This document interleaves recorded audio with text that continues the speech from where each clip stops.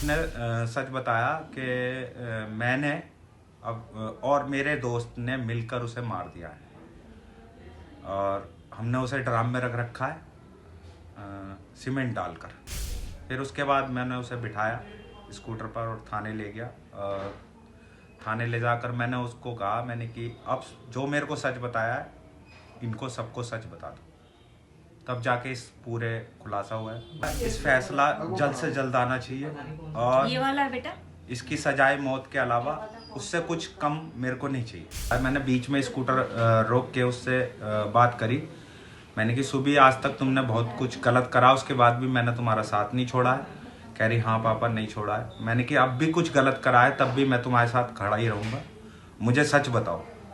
तो उसने सच बताया कि मैंने और मेरे दोस्त ने मिलकर उसे मार दिया है और हमने उसे ड्रम में रख रखा है सीमेंट डालकर।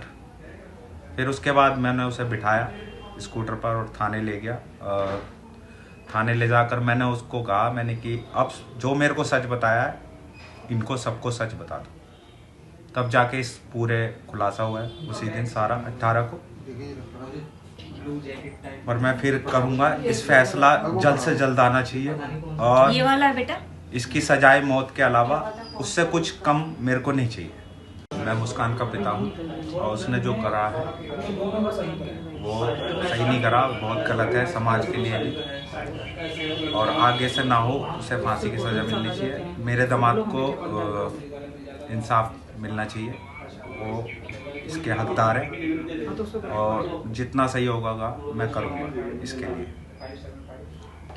सर जैसे मुस्कान आई थी आपके पास तब वो क्या बोल रही थी आपको आगे? शुरू में तो वो सौरभ की फैमिली पे इल्ज़ाम लगा रही थी कि उसकी बहन आई थी, उसका जीजा आया था सौरभ का और उसका बड़ा भाई आया था 2:30 बजे। तो सौरभ ने किवाड़ खोले और उन्हें अंदर बुलाया। उसके बाद मेरे आंखों के सामने उसे मार दिया जान से और ड्रम में डाल के मेरे को चाकू की नोक पे घुमाते रहे 13-14 दिन। तो फिर उसके बाद आप थाने लेके गए? मेरे को विश्वास नहीं हो रहा था उसकी बातों पे, मेरी फैमिली को विश्वास नहीं हो रहा था कि कोई ऐसा भी कर सकती है फैमिली अपने बच्चे के लिए जो इतना अच्छा है। मैंने कहा कि अर्जो तुमने रौल नहीं मचाई और क्यों नहीं मचाई रौल?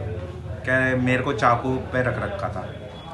मैंने कि जब कोई चीज़ को वो सौरभ जग रहा था और उनसे ऐसा करा होगा तो कुछ तो आवाज़ें आई होंगी। दूसरी फैमिली भी रहती हैं उसी में, किराए पे रहती हैं वो। मैंने किसी ने कुछ सुना है? कह रही नहीं। मैंने कि तुम्हारे अलावा जो तुम कह रहे हो किसी ने और ने देखा है उसे आते हुए अंदर इन तीनों को? कह रही नहीं, कोई सबूत नहीं है।